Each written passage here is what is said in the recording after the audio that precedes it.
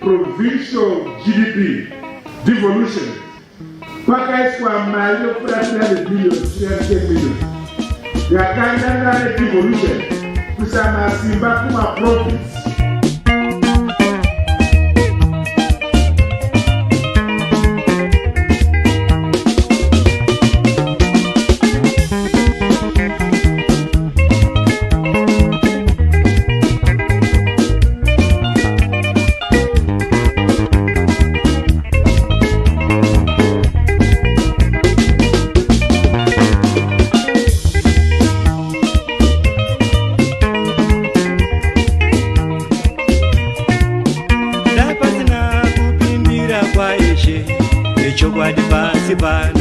Taiona moto marongera vanoita wepanyika vanoda kudisu vamwe tioneswe moto dai pasina kupindira kwaishe nechokwadi pasi pano taiona moto marongera vanoita wepanyika vanoda kudisu vamwe tioneswe moto. Welcome to this edition of The Situation Right Now, a program where we discuss anything political, social, and economic.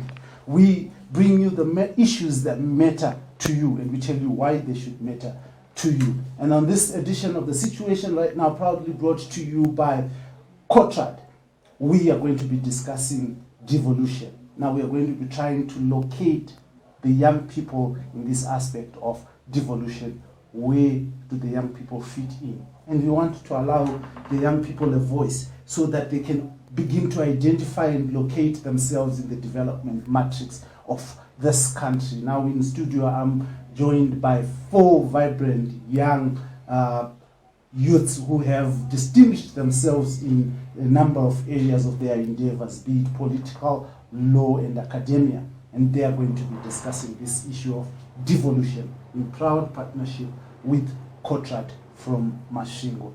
Now, I will allow Farai to open this discussion for us to just, in terms of law, Farai is a lawyer, in terms of law, to just tell us what are the legal effects putting devolution in place and why we should care about these legal effects. Farai, thank you very much for joining us. Thank you, Blessed. And over to you.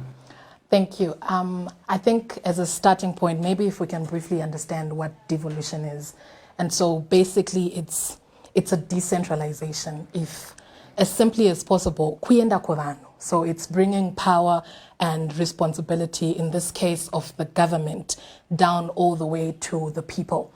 So a basic foundation is understanding how states are organized. So essentially you have a unitary state or a federal state. And so a unitary state is where power essentially is concentrated in the central government, which is what we have in Zimbabwe.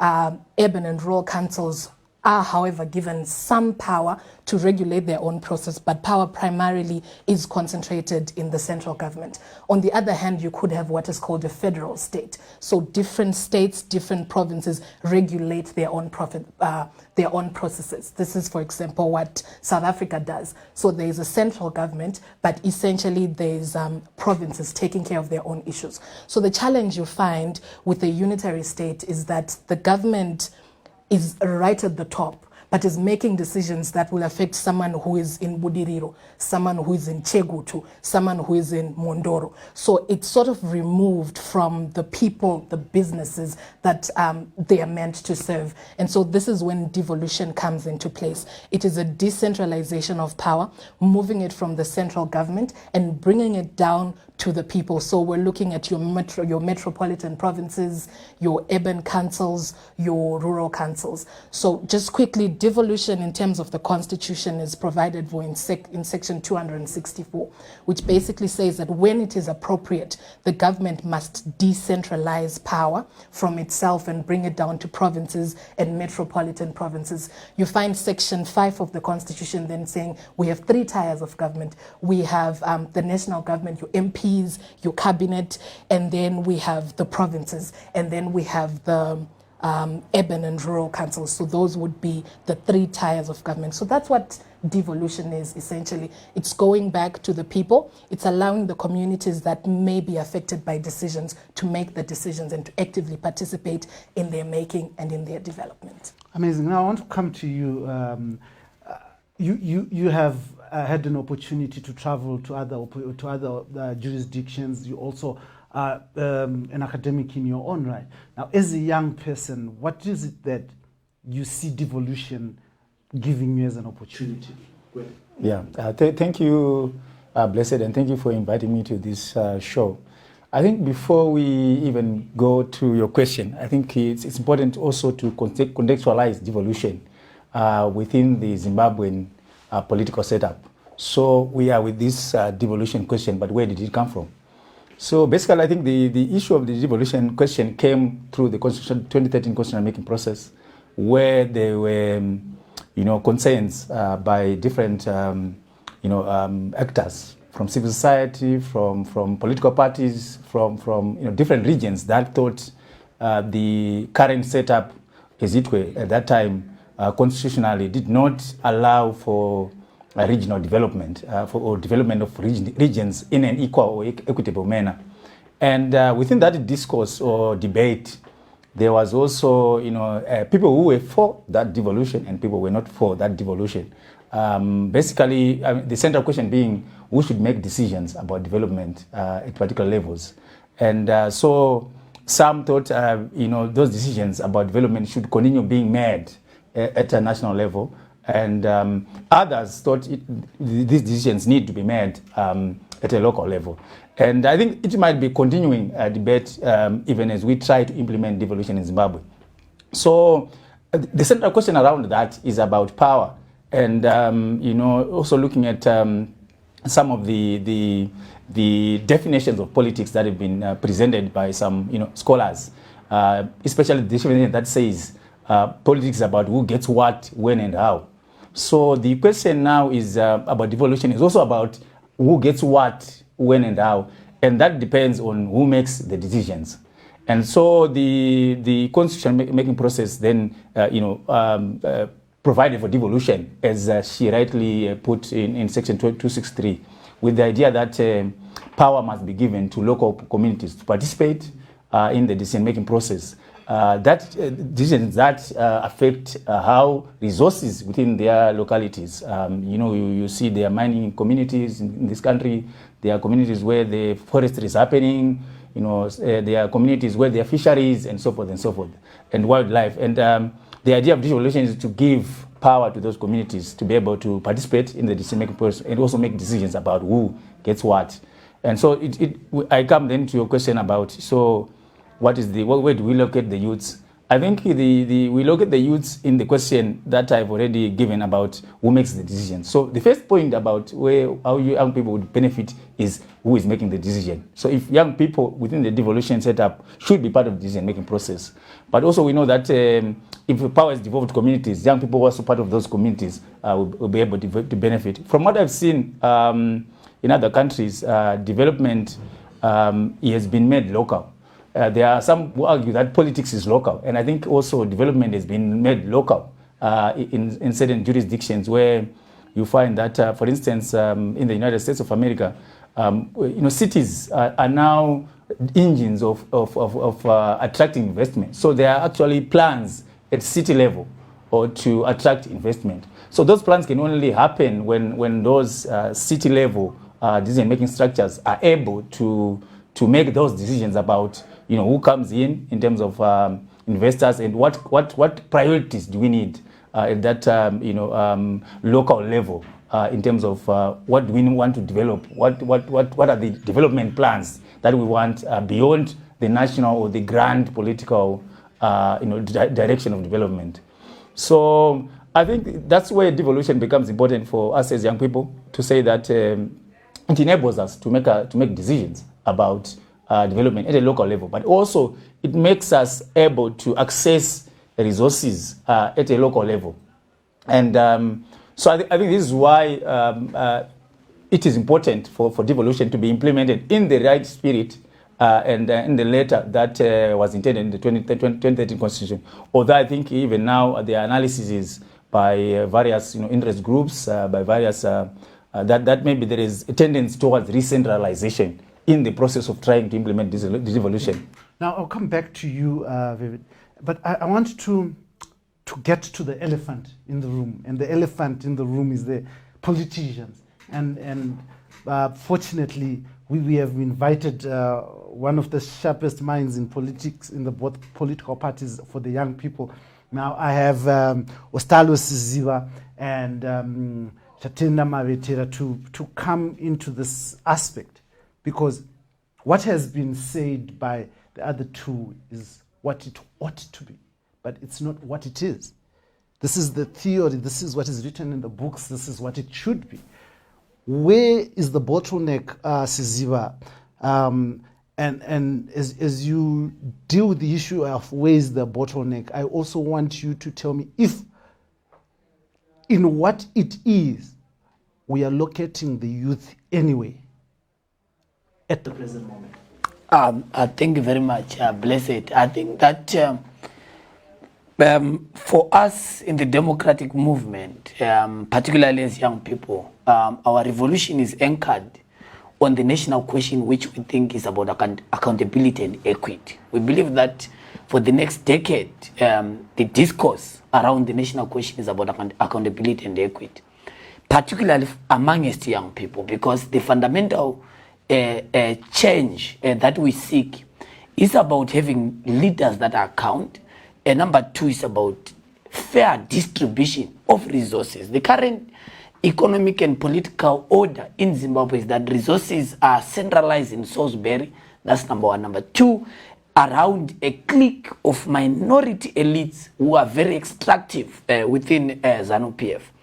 And the fundamental problem about that is that young people across the political divide are waking up, for me, at the blessing of an empty stomach and a jobless existence. You don't have a job. And you are hungry, so you can't feed yourself in the immediate, but you also don't have hope about the future because you're not going to work. So the issue of devolution, in my view, to add what the two scholars have unpegged, is that it is about economic resources. For me and for us as the democratic movement, devolution comes to decentralize distribution of resources. And resources have been centralized not only geographically in terms of them being only shared and eaten in Harare, but also it is centralized amongst a certain generation of kakistocrats. So for me, wealth has to be distributed equally from a generation of older people to a generation of young people. So the current danger now is about those that are supposed to be implementing devolution. If you look at the recent report was saying the Minister of Local Government is supposed to go and present the bill in Parliament. And if you look at the bureaucratic red tape in and around devolution in terms of its implementation, if you look at the challenge around even aligning the Rural and Urban Councils Act with the provision of the Constitution, it's because there is no political will. Political will from the people who are in control of the state, in particular within the executive, because it tends to redistribute wealth, redistribute the means of the economy from older people who have a culture of entitlement and a creeping sense of impunity because of either participating in the struggle, the rhetoric. So for me, it is generational, and I believe that the lack of political will, the lack of supporting the infrastructure, even funding itself. If you look at the Constitution, says 5% of the national fiscus must go to the devolution process so that we implement devolution. But the fundamental problem that happens with the treasury, again controlled by the gerontocrats in the executive, they will sabotage the process or at least delay releasing funds. And you know that we have a problem of inflation in Zimbabwe. So its implementation then becomes a problem. So for us to realize devolution becomes difficult because of these challenges. I want to come to you, Marite, and I do appreciate that Ostalos has started going on Zanu-PF already, but before I ask you to respond, it's only fair for me to say, you bring in your own fresh view about devolution. Where do we locate the young people in devolution, and what is, you are the governing party, what is your plan to ensure that wealth is equally spread and development begins where it really matters? Like you say in your party, you've got this slogan, "Msangano kusero." So that's where you say that's where power comes from. Is that where the resources are? Okay, thank you very much, Blessed. Thank you for giving us this opportunity to be here. Like I've always said, I cannot be able to speak on behalf of the party Zanu-PF. But what I'm able to do is for me to be able to understand the policies that Zanu-PF has managed to do, which I also belong to. So in that way, I'll be able to also translate them. Because I believe that when you've got a vision, you're supposed to then be able to make sure that everyone will be able to understand that vision. And the vision that we have as Zanu-PF has been very much put forward so that at least all of us can be able to tap into it. We need to be quite fair when we need to look at this. We need to look at it holistically. Let us get to where we started with this law of devolution. This law of devolution was in the last constitution, or in the constitution that we had, the 2013 constitution, and now we're having amendments. The reason why we're having amendments, I think we need to be very clear. We had the provincial and metropolitan councils Act not having been put in place. As much as we had the law which was there, of course we've got section 2664, but for us to be able to implement, we need for us to be having a sort of an act which can then make it more enforceable. So as it stands now, if you look at it, we didn't have the Provincial and Metropolitan Councils Act. So if you see it, I know there were a lot of court orders that then came up, and we're happy that we actually had to comply. That is when we then had to come up with the Provincial and Metropolitan Councils Bill, which then came into Parliament, and of course there were some changes that needed to be done, and I'm sure it still needs to be panel beaten, but of course we need to comply. This is where the issue of the political will then comes into place, whereby we're saying that of course already there have been programs already that have been put in place in line with section 341 of the Constitution, which says 5% has to devolve, has to go to all the provinces. As you can see right now, it has already started taking place. But however, if you look at it, there was great need for us to be able to look at the provinces. Of course, we elected provincial councillors, but as it stands, we have also got the Minister of Devolution, who is the Minister of State right now, as you may know it. These are people that are supposed to make sure that we implement devolution. So when it comes to the political will, indeed it is there. When it comes to the law, strides are being made to make sure that at least we have that law being put in place. When you look at even what the Constitution says of the 5%, the 5% is there. We need to make sure that it devolves. And also 264, the section 264, it talks about Provincial and Metropolitan Councils Act. So when you look at it, I think this is quite important that as Zanu-PF, or also as the ruling party, we have also thought it's important for us to also make sure that this is put in place. However, now we are talking about the issue of young people. Yes, we understand we also had Constitutional Amendment number 2, which came into place, whereby we're talking of also removing parliamentarians out of that so that we can be accountable. The issue of accountability and transparency is very, very important if ever we're going to be talking about devolution of funds. So when we talk about that, that had been done by us removing MPs there. MPs, why do they need to be put into that whole sphere? Yet they're supposed to be also having an oversight role. So when we looked at Constitutional Amendment number 2, it was looking at that, making sure that it has to be done in a transparent way. Then the third question then says, young people. How do young people get in? We need to also appreciate and understand that besides us having the Provincial Metropolitan Councils Act, we also have got other measures that can also be able to make sure that young people are put into place. We also have got the youth bill. Yes, we have got the youth bill, which is already is being constructed now. What it then does is it brings about a 25% youth quota, which then makes sure that even when it comes to us devolving, we need to involve young people. Young people also have a procurement tender being put in place. This is what I think will also be able to make sure that as young people will be involved, we'll also be able to also contribute. However, when we talk about young people also getting involved, they're getting involved. Whenever we do all these meetings for us to then come up with a project, I do it in my constituency. Young people are actually invited so that at least we also contribute towards us getting involved in what is going to be done. And also that involvement, I believe that is in the Constitution. Young people also need to be involved. Everybody, despite of you being a young person, being an older person, you need to be be in that same process. So in that same process, people are engaged, people are also contribute towards making sure that when it comes to devolution, we are also involved in us being there as young people. Amazing. But I want to come to you, Farah, and say, politics and law, they appear to be the biggest problems that we face in our day-to-day life. Because then politicians will say we have not yet done this because we don't have the law to do that. But then on the other hand, people will then say there is lack of political will. And this log jam in terms of devolution, what do we do to ensure that we don't have people looking for a scapegoat to say because of the law or because of politics? If I hear you correctly, then my opinion is politics and law will forever be intertwined and related. I think that the concept of law itself evolves around making sure that the legislature and politics are kept in check. But I do think that to escape your question of how we have a scapegoat of sort, I think that legislatures must effectively play their part to effect the mandate that they are given either by the Constitution or by the people that they represent. Do you think they're playing that part at the present moment? You see, at the present moment, in the middle of the COVID-19 pandemic, slow action has become excusable. So there's a pandemic and we can't meet and there's this and there's that.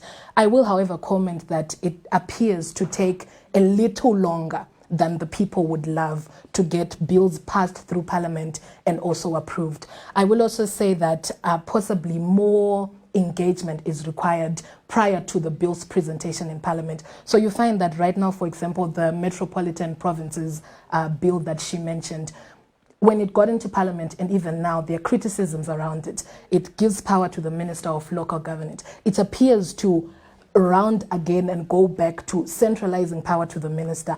It appears to again give some power to the Minister of State for devolution in the province that it would have gone to. And so such problems may have been able to be addressed prior to its presentation in Parliament, such that at this point we probably would have been looking at a bill that would have been passed, and so an enactment that has actually come into action.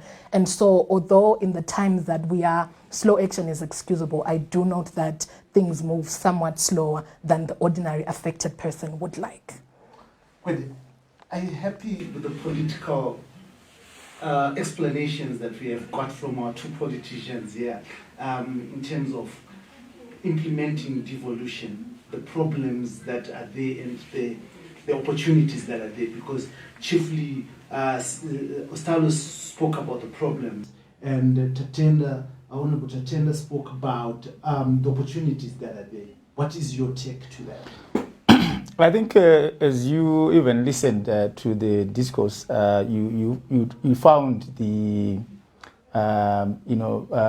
tug of war that I was talking about initially between the proponents of devolution and the opponents of devolution, and this is the fundamental question that we have in this country. Simply because, like I said, devolution has to do with two things, which is power and resources. And so there are people who don't want to seize power to determine where resources go. And so that's why you have a lot of concerns by ordinary people around this idea of trying already to amend the constitution to do on clauses to do with devolution before even implementing the same clauses. So you find an issue where a minority, a small group of people, then begin to gainsay what people said in the 2013 Constitution, and out of their own, considerations, then begin to say we want to amend the Constitution. But would you give it to the government that they have been disbursing devolution funds to provinces? We have seen pictures of clinics or equipment that has been bought by devolution funds, and the president of this country, President Emerson Mnangagwa, has insisted that he is committed to ensure that development goes to the people. Are you not seeing it? I think that the devil is in the details. Who was supposed to be making decisions at the local level when devolution, say, had been implemented in its fulsome sense. So you find that now central government makes decisions about devolution when that was not supposed to be the idea of devolution. So the distribution of money has always been happening. Government has always been giving money to certain projects across the country. So there is nothing unique about government giving money, although the label is that it's devolution money.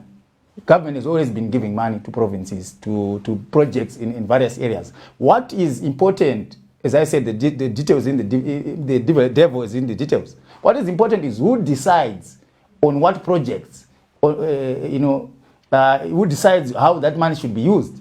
And it should be the provinces. It should be what the Constitution said. And now you find that even as we came from the 2013 Constitution, we remained with the idea of ministers of state and so forth, in order to dilute the power of local structures.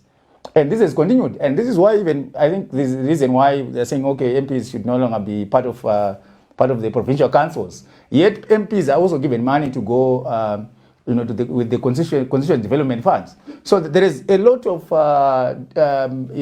discord around how do we enable development in a coherent manner at a local level. So the MP will come with his constituent development fund. Then there is also the devolution money and so forth and so forth. Yet if these MPs were part of the provincial councils, they could be able to have a coherent idea of what has been discussed at the provincial level, and then everyone implements and channels resources to that particular development agenda. So if as long as Mutare, as long as Ulawa, as long as Masvingo cannot come up with its own developmental agenda, independent of national government, then we don't have devolution in the real sense. We don't have devolution. And if you look at the section 263, that's what it envisaged. It said devolution needed to 264.1. I was talking about citizen participation and decision making. So that is where the whole issue is. Citizens have to make decisions. So if we don't have a situation where Mutare, citizens in Mutare can make their decisions about resources like diamonds and so forth and so forth, of course with the oversight of the national government, because we remain a united state. But I'm saying there are some decisions that people must be able to make at a local level. And if they are not able to make those decisions, for instance, people have been saying they want the Zambezi water project. And they could have channeled money to that, because for them water is a priority. But if they're not given the decision to make the chance to make those decisions, they want other projects that are thought by the central government then become the project that are implemented. So there is no devolution. In fact, it remains the case that we still have decentralization. And what we had again was decentralization. Decentralization is a situation whereby the national government makes decisions. And then it gives entities at a local level the mandate to now implement the decisions. And this is what has been happening all along. So this is what remains the case, that the central government is making decisions and giving the local structures then the go-ahead to implement, not the decision-making role, which is what this devolution has always been about. And definitionally, that's what it is about. Mr. Thomas, I want to come to you and say, we always say that the youth, they're the leaders of tomorrow, and the youth at this present moment in Zimbabwe are actually the majority. But why is it the majority are always crying that the older generations are usurping your space? Why don't you just vote for each other, occupy the space, and begin to make decisions? Before 1980, the young people of that time made a decision to say that they're going to ensure that they liberate this country and begin to make decisions of this country. Why do you keep complaining? Thank you very much. I think that complaints are part and parcel of our past. We are proposing and preparing ourselves to lead. Fundamentally because, as I've said, that devolution, in my view, and in our youth assembly's position, it is a revolution in itself, but a revolution that is generational. As I've said, that across the political divide, Resources, he quoted Harold D. Laswell, who says politics about who gets what, when, and how. Resources are concentrated on a few group of extractive parasitic elites who are within the executive. You won't find them in any other part of government. They are at the center. And when you read the Auditor General's report, you will see these things that I'm talking about. And the reason why they don't want to, and the reason why this generation that has monopolized the liberation project, and I want to say this in a very clear and certain terms, that why, if I said it is generational, is because their control of resources is threatened by the agenda of devolution. That's why they propose amendment of the provision that speaks about devolution without even implementing it. Why? Because devolution threatens their extractive political economic behavior, which is to control the resources. And where are these resources? They want to control fuel. They want to control development itself, particularly in and around issues of tenders and procurement. That's why they go to Bulawayo and prioritize building of a bus terminus instead of building this Zambezi water project. Why? Because there is no immediate extractive benefit to them in the water project in Zambezi than it is in the tender to build a commuter rank in Egodin. And you find this everywhere. You go to Manicaland, we saw that happening with the diamonds and $15 billion disappearing. Why? Because the resources are said, no, we have to go there. And you know what happened with the central bank, where money was revenue was collected from those diamonds without local people benefiting. Up to right now, they are crying, the people of Manicaland. They are the worst people in that area in Marang. You see, because graveyards were being affected, culture. You see all these huge problems. But the issue, in my view, before you come in, is about extraction. There's some people who have said that the youths, you are unfocused. You are spending most of your time doing gukamakafela on the streets and not concentrating over your future as a generation. You are rather watching comedy, issues and stuff like that, and forgetting that you need to occupy. No. That we have discovered our mission. That's why the first and most important moral and revolutionary duty amongst our generation is to expose these lies. That's why the debate right now in Zimbabwe is about corruption. It's about, because the extraction that I'm talking about is corruption. It's about a few people across. You talk to a civilian young person across the political divide, they are poor.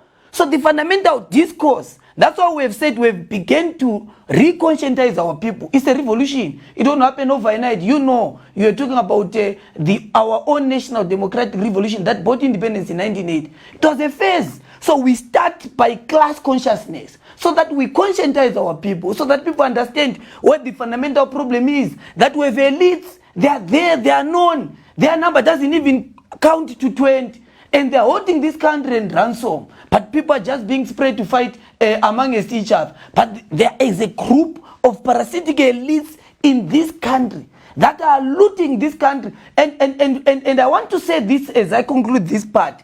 They are borrowing on behalf of our own children. If you look at domestic and external debt in this country, they are borrowing money to spend it. They are not borrowing money to devolve and let it spend in communities. So they are borrowing money in people on behalf of someone in Marang, on behalf of someone in Uzum. But those people are not going to benefit anyway. So this is the danger of our broader political rot by parasitic elites that have monopolized the liberation struggle. That's why we, as young people, have said we must be able to conscientize our people so that the discourse at least can be able for people to understand where the problem is, so that we move together as an entire generation. Because as I've said, the problem is generational. And that's why they want to twin it with the liberation struggle, whereas most of them were just observers and not participants of leading the national democratic revolution. Honorable member, I just want, firstly, just to locate, are you part of the 20 parasitic? I don't know about them. I'm sure you can give us the details so that we know. I don't know about them. But Honorable, I've noticed that as there's a law that has come in to try and include the youth, the amendment which brings in the youth, giving seats to a number of seats in Parliament to youth, and also does this improve, youth participation in devolution and development of their own communities? Okay, thank you very much. Yes, indeed, it does. But let us go back to the events of 2017. The reason why it was a generational conversation, and also it was quite very much articulated, was that we realized that there were some things that needed to be changed. And I believe that all of us went across political divide for us to say that there was need for us to be having a new dispensation, which brought birth to the dispensation that we have right now. This dispensation, the way that it is doing things, I think we need to be clear. For the first time, we had talked about the construction of the Beit Bridge, Harare Beit Bridge Road. But if you can look at it now, you can see, I think that is evident. If you are going to be going towards the Mashingo Road, you will know that that road is actually, there is something which is coming out of it.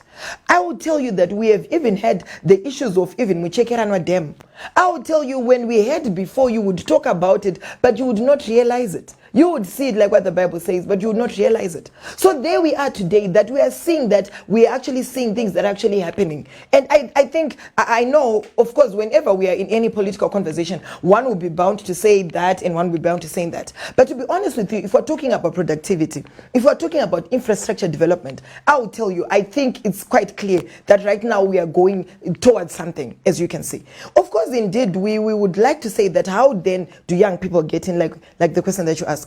Indeed, we have got the inclusion of the 10 seats. 10 seats, yes, they are just an addition, but they are not the real thing. If you look at it, we need to understand that we have got 210 seats, which young people can then are obliged and can actually be able to participate in. We've got 210 seats, and then we've got an addition, which I believe was a plus for us as young people.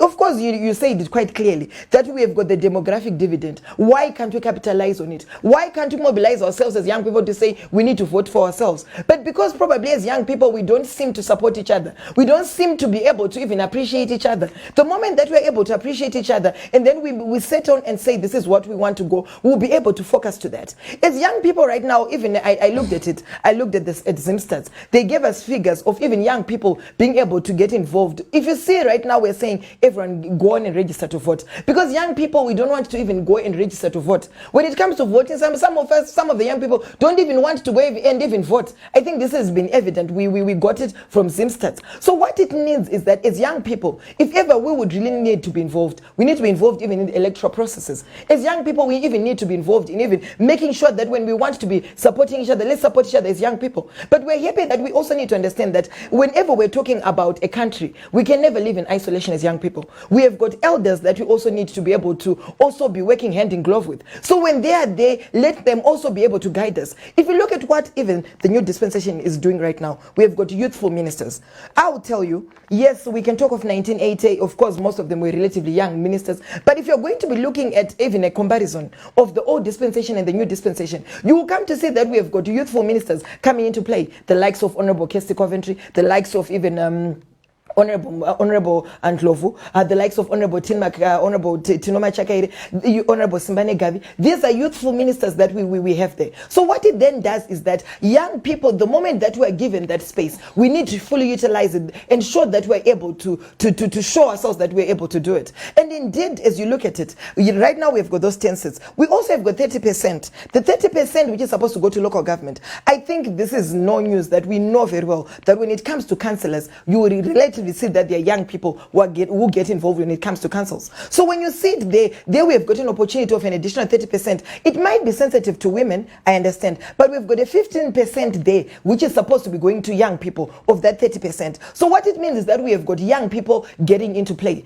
And also on the provincial councils, you would come to see that we have got provincial councils being there, but we also were hoping that at least we could have that proportion, which will also make sure that when we're talking about devolution, especially the provincial councillors, will be able to see young people getting into that place, because those are the people that are going to make the decisions. However, when we're going to the ground, when it comes to us consulting, of course the consultative approach also involves young people, but when it comes to the people that make the decisions, which involves the provincial councillors, I believe that it would be very fair if we're going to be getting young people also getting into that space. When they get into that space, it means that they're also involved into making decisions when it comes to devolution. And indeed, even as much as the consultative approach comes, but however, we also need to understand that right now the process of devolution is being done by councillors and also the Minister of State. The Minister of State right now, as it stands, he works with the councillors. The councillors also, if you can see, they're also professional people. We have got the DA, the DDC, they're now being called DDCs. The DDCs are professional people, which means that even when it comes to us politicians,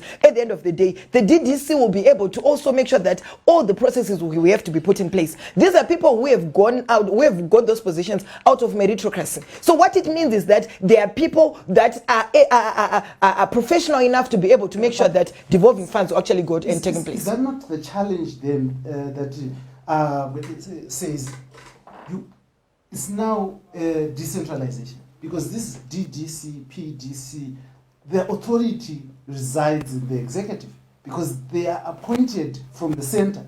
And they might not be the best persons to lead development in that district. But now their allegiance and loyalty is to the executive. I totally agree. But when they're making decisions, we have got what is called a full council. Full council, it has got councillors. Full council, it has got locals. Full council has got MPs. Full council has got all the people in that area, be it anyone who is very much concerned about it. They are allowed to get into the full council. And the full council, that is when decisions are made. And for us to be going about and saying these decisions are political, I think it's actually something that we're actually lying to ourselves.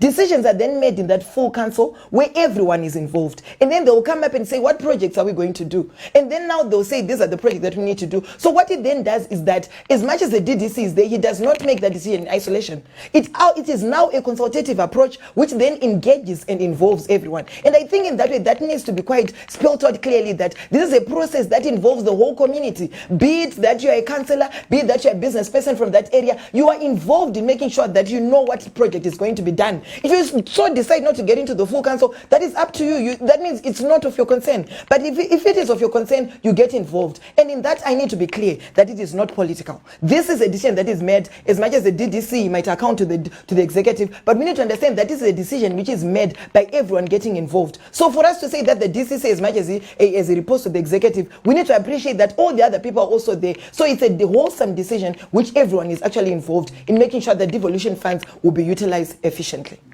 And maybe just before I let you go on this segment here, I just wanted to find out from, are political parties genuine about empowering young people? Because if I look at your central committee and I look at the Politburo of Zanu-PF, you hardly locate young people there, especially in the Politburo. The only person that you would look at and think this person is young is your deputy youth Politburo member, Tendai Chirao. Apart from that, you've got very old people. Okay, thank you very much. But we need to understand that we've got a central committee. Central committee is the one which then the Politburo is the one which gives decisions that are made in the Politburo. I think you need to understand that. So what then happens is that the central committee, you would understand that we've got 20 young people which are there. 20 young people besides the ones that are elected from all the other areas. In our central committee in Zanu-PF, we have got 20 young people who come from the youth league. So it's 20 young people which are there, and also from all other provinces. We also have got young people which are situated there who also contribute in the central committee. The central committee then comes with a report which then the Politburo implements each and every single day. When Politburo implements any decisions, you need to understand that it is something which has been agreed by the central committee. The central committee is the highest decision-making body in Zanu-PF. So they're the ones who make decisions, which the Politburo then implements. So virtually what the Politburo does is that is the secretariat of the Central Committee. So Central Committee makes decisions, and then the Politburo then implements. So I think it needs to be quite clear there. So when it talks about us having Politburo, yes, indeed, we have got Comrade Chao, and also we've got another, some other young people that are also in that Politburo. Of course, they might be in the minimum side. We would hope to have more young people also getting to the Politburo. But the Central Committee, I think we need to be fair enough. I think more than 10% of people in the Central Committee are young people.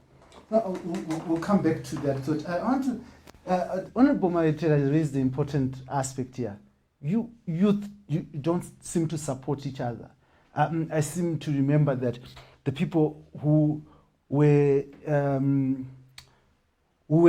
sort of insulting or denigrating Nelson Chamisa when he participated, who were saying Majigizi, giving Majigizi, were actually the young people, instead of supporting a young person, rather, I mean, just borrowing from what she said. What is wrong with you? I think let's get this also right. I think the youth question exists in a structural situation in Zimbabwe. So the structures of governance, as it were, are not favorable to youth participation.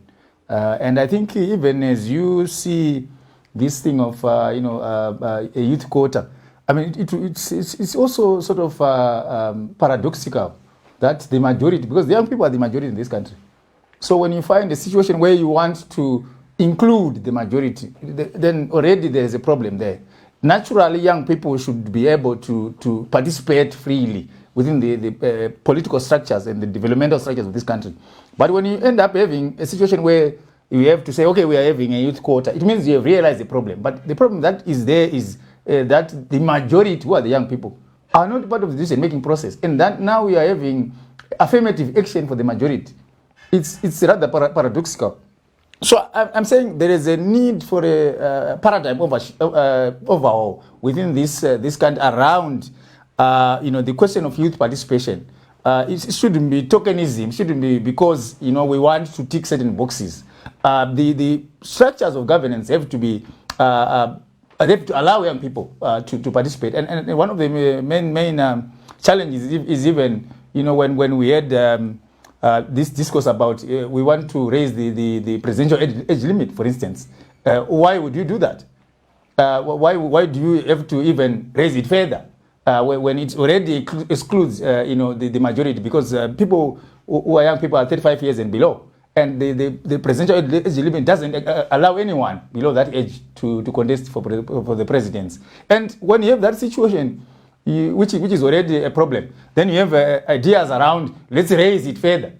So you see, this is the whole challenge that even Comrade Salos was talking about around how do you deal with the question of youth participation. And when you look at devolution, when you look even at the councils, and when you look at the parliament, you will see that there were recalls that were done recently. And most of the people who were affected were young people in councils and everywhere. And so the electorate elected some young people in councils, some young people in parliament, and some of the young people are now out of parliament. And the basic reason is because the politics of power is choking the politics of development. The politics of power is choking the politics of development. And so, whilst we talk about, we want to empower young people, how do you empower young people? When they get the chance to lead, when they get the chance to be part of, being MPs and so forth, you criminalize their political participation. So this is the challenge that we have.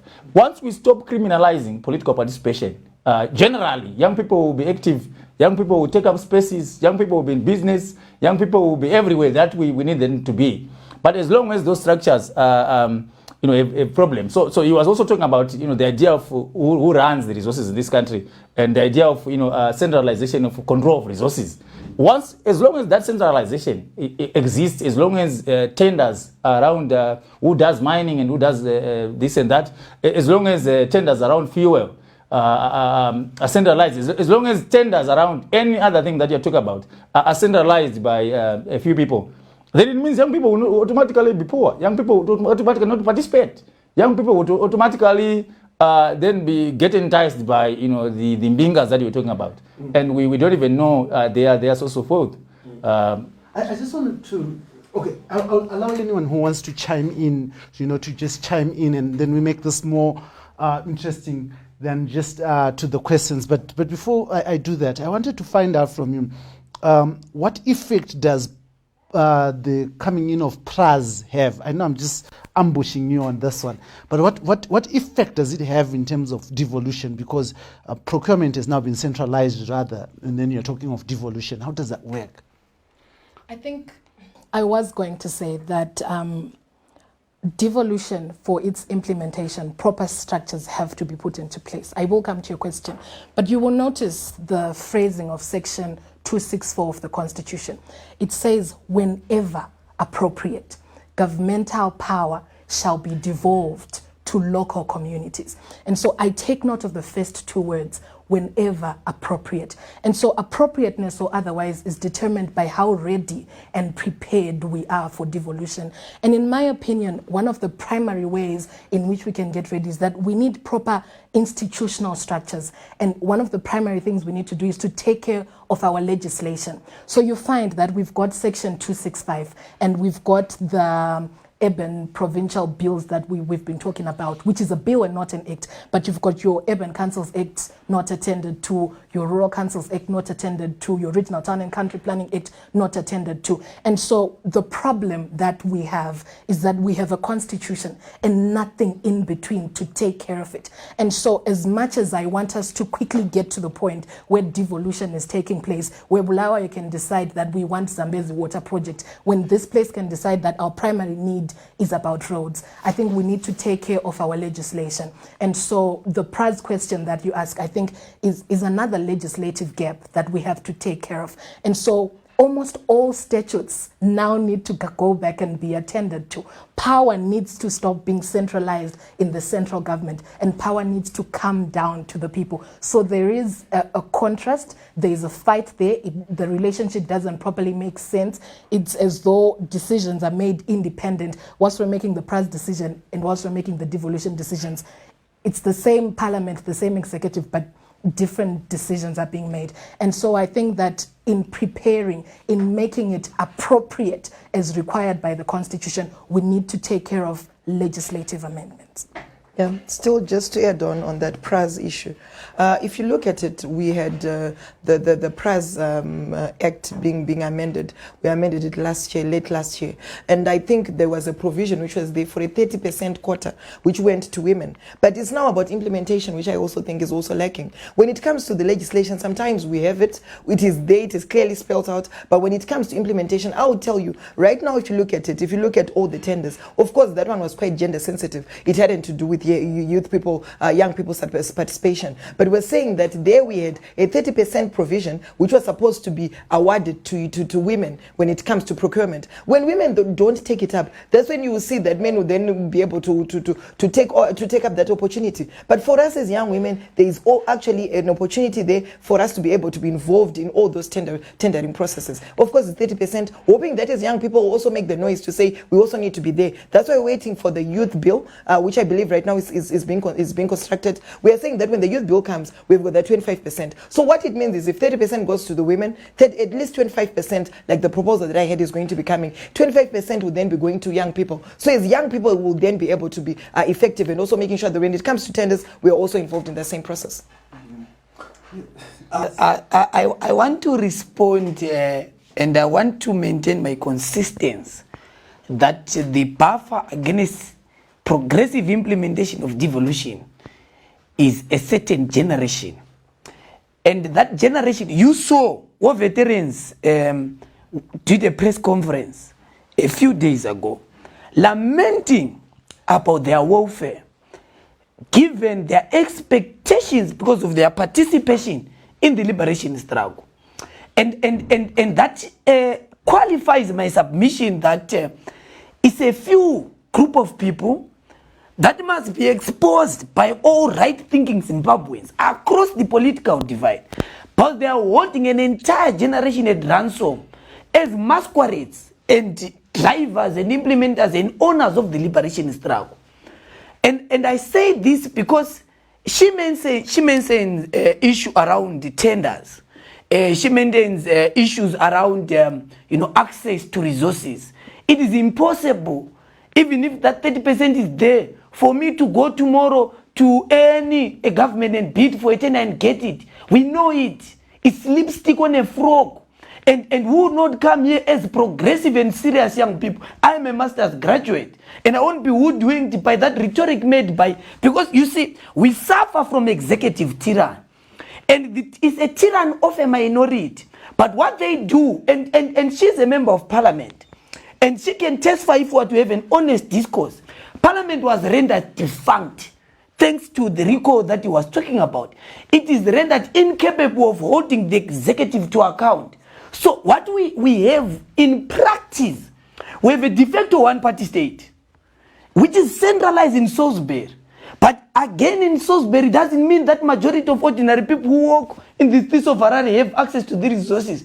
They are again centralized within a particular clique who monopolize a fuel. You know what happens in that ethanol issue. And there were discourses around liberalizing a fuel, though some would have differed with it ideologically. But the fact that it is controlled by a clique of minority people. And in reality, you know that you can't wake up blessing even if you get capital from your friends in Washington, D.C. or in UK or anywhere. You won't wake up and having a fuel station in this country. You won't be able to procure fuel in this country. Go and look at the debate around the pipeline that they want to put. It's about extraction. It's about a few people. But of course, there are young people who have committed class suicide, who have joined by virtue of not age, but by virtue of being brought closer to the eating trough, who have been given the unfortunate responsibility to defend a gang of looters. Any history, we have to judge such young people harshly. Because we know them, you see them parroting, they're given access to the national broadcasting television, they're given wide access in the media, they are masqueraded, they're ideologically bankrupt, but you see them parroting fictitious wealth that can't be accounted for. Because they want to try and hoodwink and convince young people that it is possible in this country to make it. It has been made impossible in this motherland, our teapot-shaped country, for young person to succeed. Majority of young people are living below the poverty line. And for me, let me tell you, development, we can't come here as serious young people and talk about construction of a road. So what is the responsible government? They are collecting tax. We are one of the highly taxed citizens across the entire African continent. So how do we celebrate construction of a small road from Beit Bridge? Where is taxpayers' money going? You go to Zambia. I was in Zambia a few days ago. Lungu built malls in that entire Lusaka. And people voted him out. He lost with a margin of more than 1 million. Because people don't eat malls. People don't eat roads. Yes, roads are key. Malls are key. But we don't need ruthless economic growth. That does not transform the concrete, live the realities of young people. How do I benefit from having a road when I don't even have a car? Okay. What is the responsibility of these people? And I want to go back to the discourse on devolution. Go to Harare City Council and ask them. Talk to the town clerk, talk to the mayor and ask them. If you want to procure a tissue for Harare Council, you have to go to central government and they sign the requisition. And what's that? A generation of few people is holding us at ransom, and we say we are serious. I think we need to be quite clear. Yeah, look here. We have got a challenge as young people that sometimes we politicize things which don't need politics. Is he telling us that all the people that have dominated social media, they are people from Zanu-PF? That's not it. The issue is about that. No. We need to be clear. We need to understand that whenever you need any change that you want, you need to work for it. You need to show that you're aggressive enough to be able to take that. But so at the end of the day, no, you have been given that opportunity. The reason why we would know about him. No. The issue is this. She's protected. She's protected. Thank you very much. I'm saying that we need to be quite clear here. When it comes to productive issues, right now I'll tell you we have got a provincial structure which is being set for devolving agriculture. was talking to the Honorable Minister today of lands because of one issue that we're doing, whereby we're saying that every young person has to get land, in despite of their political affiliation. But because people have known that the old dispensation had that you are going to access anything because you belong to the ruling party, which is not the notion right now. Right now, anyone, in despite of your political affiliation, despite of where you come from, you can then be able to access this. When it comes to education, then it meant that even for him to be going to school, if just because he belonged to the opposite party, he was not supposed to have gone to that school, the masters that he's talking about. But he went there because there is that liberalism which allows everyone to be able to transact in this way in this nation. But because people have been so negative, they don't want to get involved. They have so much negativity which comes when it comes to young people. Think that it's because of those, it's Ivanata tender.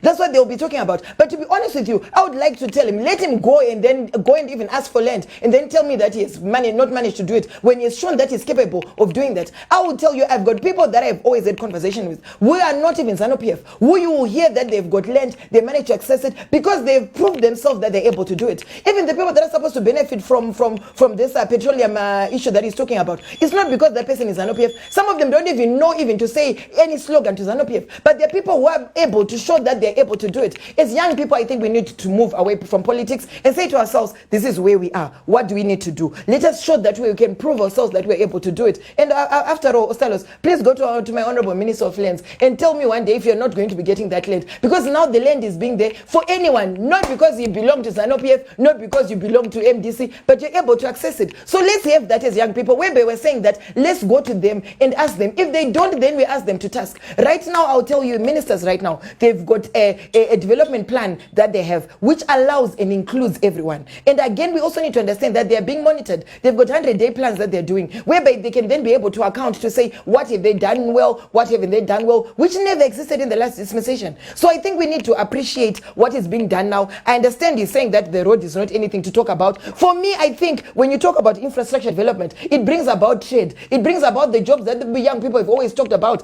But it's also about the entrepreneurial mindset, which I think as young people, we need to understand that it's not about us just getting employed. But sometimes we also need to be employing ourselves and also getting into all these positions so that at least we'll be able to be independent so that we get involved in businesses. That's my take. Thank you. She mentioned my name. No, sorry. I want to have freedom to just for 30 seconds. Let me tell you, Zanu-PF. Zanu-PF people are hypocrites.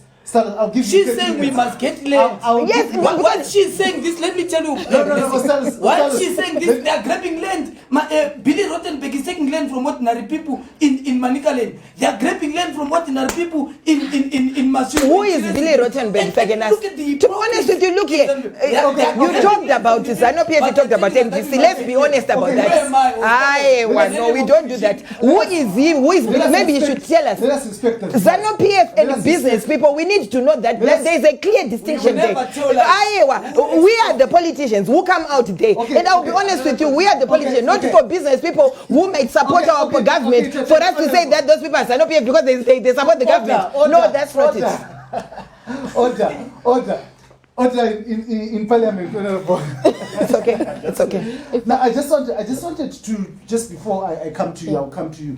I just wanted to say that you talk about fair and equitable access to opportunities for everyone who's in Zimbabwe. But the Central Committee of Zanu-PF, who's Philip Chiangwa, was caught on camera saying, if you want anything, you've got to go to Zanu-PF. And the president of Zanu-PF, the president of this country, did not dissuade or disown that statement. Now, what do statements by leaders of your political party do to the people who think around? Because no one said, brought him to order. Nobody said anything. He said, if you want money, if you want anything, you've got to join Zanu-PF. If you don't, and then immediately after that, he's made the chairperson of the fundraising committee of Zanu-PF. Okay, we need to understand that personal statements and organizational statements are different. He could have said it in his own capacity, and therefore for the head of state to then be involved in such petty issues, I think it's something that we don't need to be talking about. Just like what Ostalos is going to be saying, are you going to be telling me that the leader of his party is going to be coming out and saying, just because Ostalos said that I am supposed to then be able to be negative about it? Whatever he says, he could have said it in his own right. But when it comes to what the president says, this is what we are supposed to be led by. The president has been clear to say everyone has to be included. If you see what even the First Lady, Amai Auxilia Mnangagwa, is doing, she's having an all-inclusive approach. This is what we're supposed to be having, that one has to benefit anything from this country, in despite of one's political affiliation. I think this is something that has to be said. So for the president to then be talking about one statement that Honorable Chiangwa could have said, I think that won't be fair. Just like the statement that I'm going to say here, let's say I would have said something which is negative, and then the president to be out there to say, Tatenda said this, so I have to say a statement. No, I'm sure he was representing his own capacity, and in that way I don't think the president would be able to, because the president is the president of Zimbabwe, which includes everyone, which includes political people, which also includes non-political people and all that. So if one person says it in his own individual capacity, I think the president here would not even have mentioned anything about that. We believe that when it comes to the party, if ever Honorable Kaya Moyo could have thought that maybe it was something to be talked about, he would have made a statement. But for him to keep quiet, I don't think it's news. I'm actually hearing it here. I don't even know about it. If he said it, I'm sure he said it in his own capacity. And if he said it, maybe he really meant it for his own right. Maybe you should ask him. For me to be answering on behalf of Honorable Chiangwa, I'm sorry, I can't. Maybe you can invite him, and then he can tell you why he said that. Okay, so you wanted to say something, then I'll come here. Okay. I find myself sitting with passionate politicians. I think that the primary focus of our talk today is on devolution and how the youths can be involved in devolution. And for want of a better term, the mistake that my sister makes is that she goes back to giving us examples within the central government. So the minister has done this. The central committee has 20 youth members. We've created a 20% women's quota. In procurement, we've said let there be 30% of women. But all of these structures are within the central government. She further even then says that the youth are not trying hard enough. So go to the Ministry of Lands and apply for land. Go to mines and apply for mines. My brother Ostalos comes in and he points fingers and says there's a weakness here in the system, and there's a weakness there in the system, and they've made it impossible because 1, 2, 3, and there are 20 people that are notorious within the executive, and there are problems like this. But I think the core of our talk must ultimately come back to being, how can the youth be involved, not within the central government? So no, we cannot talk about quotas that have been created in parliament. No, we cannot talk about a youth bill that has been created for the whole nation. How do we involve the youth at the primary level? And so we can't say because there are 20 members of parliament who are young, or there are 2 political members, then we have enough youth participation. And so my opinion of it is that, like I've already said, we need proper structures that bring decision making down to the people that affect them. For those of you that are fans of movies like me, sometimes I used to watch what others call silly ones, hallmarks. One of the things that you see in those movies is there's a community meeting, and at the community meeting we want to do this for a hall, and there's going to be a fundraiser because we want to do this for a hall, we want to do a water project, and that is what we need. And so when she says the youth are not fighting, and when he says the youth are not being given an opportunity to fight, my opinion is implement the devolution mentality, bring things down to the youth. It would be easier for me. I stay in Zimri Park, we're under Ruwa Local Board. And so it would be easier for me to take a form to Ruwa Local Board or to Marondera or Goromonzi Rural District Council and have them allocate me a piece of land for me to keep chickens or whatever, than it would be for me to walk to the minister's office. I can tell you for a fact that when you get there, they will ask you, who are you? What do you want? Do you have an appointment? They may probably just ask you to take a form and leave it and put it there. And I'm not saying that's a weakness. I don't speak for either side right now. But my point is we need proper structures that allow for implementation of devolution. If I can raise my hand and openly say we need a high school in Zimri Park because it's expensive for children to travel all the way to school. Even if I leave that place and I have no job, as he rightly said, and I have no money, I at least have hope and relevance. And that's something that the youth need. And so I think we must avoid making the mistake of taking the issue back to the central government, of blaming the youth, but actively say that those that are in government right now, those that sit, must implement the constitutional mandate and bring policies down all the way to the people and allow me to make decisions affecting me, my community, my service, my business, myself. That's what I wanted to say. Spoken like a lawyer. Now I'll come to you for your closing remarks as well. Yeah, so I just wanted to reiterate my point that I think for devolution to work, there's need to fundamentally, shift our mindset from the politics of power to the politics of development. And if you look at it, you'll see that the reason why up to now we don't have a bill that implements devolution is basically because there's not been any willingness to do so. We are almost 24 months to the next election. And, we begin to see this bill being tabled. But even as I earlier alluded to, the bill has already, made, fair accusations of recentralization.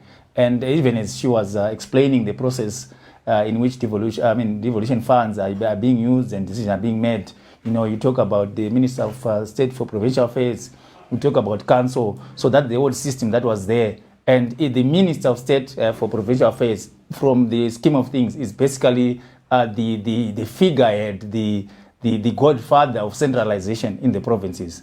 So if you see, whenever you have a Minister of State, especially in Zimbabwe, and I think in the foreseeable future, you should know that this is a position created for the sake of remaining with that mentality of centralization, and so we need to move away from that. We need to make sure that decisions about development are made at community level, and everyone, including youth, participate at that level, and make sure that there is harmonization of what happens at national level and what happens at local level, but not the national level, sort of overriding what happens. So I don't see any reason why MPs who were elected in constituencies that in Lawai cannot be able to sit in the provincial council, to also take those concerns that they have to the national parliament and have discussions also within the parliament about what is being felt at the ground level. So, and even if you heard what she was saying again around, if you want to go to the minister, I think then that becomes a problem. We need to go to the institutions. We need to go to the government structures. We need to go to not to individuals, and we need a fair process of. When someone says go to the minister, they mean the institution. I think the implication is not really that, and I think there is a historical, a trajectory to what we are saying. And even when he was referring to, questions about, if you want something, you have to be, belong to this party or party. It might have, in some mindsets, have changed. But in reality, we look at the actions. We look at what is happening on the ground. We also look at what is the past, what has been happening in the past. And I think people feel generally in the country there's not been any fundamental change around those fundamental questions. Thank you very much. Without putting myself at risk of taking sides here, I want you to agree who goes first on your concluding remarks. It's okay. Thank you very much for this great opportunity, fellow citizens. I remain very clear and unequivocal in my position that for us to devolve development, we have to get rid of parasitic elites who are very extractive, who have captured the state, have captured government, have captured Zanu-PF, have captured everything. And our generation must understand that the only solution to deal with the issue of devolving economic development and politics in our country is getting rid of a minority presence that is holding the future in suffocation. Thank you. Thank you very much. I would like to thank you for this opportunity. Why I'm so happy is that at least we got an opportunity to be able to at least shed more light on some issues which I believe a lot of young people would actually be having questions on. And all I can say is the new dispensation is an all-inclusive government which has taken upon itself to make sure that at least it involves everyone. So I'm saying to all young people, why don't they also get involved? Why don't they also make sure that at least when it comes to us even getting involved in devolution, let us go to the grassroots. Let us also try to make sure that whatever decisions have to be made there, we are also there. Let us not wait and look at things whilst we're sitting at the periphery. Let us get involved. And all I can say is I know this is a process that I believe that as much as it is from what we previously knew about and what we thought about, we still have got that same notion. But of course, why don't we get involved so that we can see that there is actually a change in what the new dispensation is doing? Thank you very much. Now, with those words, we come to the conclusion of this very heated, and informative program that I should say. It's most amazing to have young people sit down to debate and discuss the course of their future. Now, in this new dispensation at Heart and Soul TV and radio, which is led by me, on this program that was proudly brought to you in partnership with COTRAD and Heart and Soul TV and radio, we want to say that it is your business as the young people of Zimbabwe, it is your business as Zimbabweans to ensure that you get involved in the formulation of policies that govern you, in the formulation of policies that build this nation. And like Gwede was saying, there is need to depoliticize the debate and bring it to a developmental aspect. And this is what we do here. There are no views that are big or small. There are no views that do not make sense on this platform, Heart and Soul TV and radio. This is why we do what we do.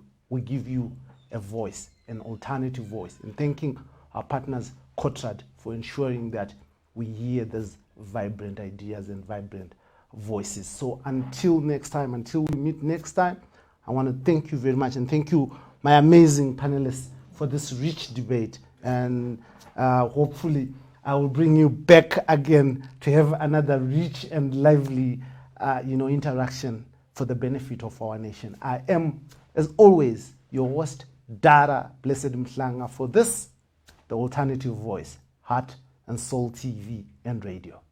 Till next time.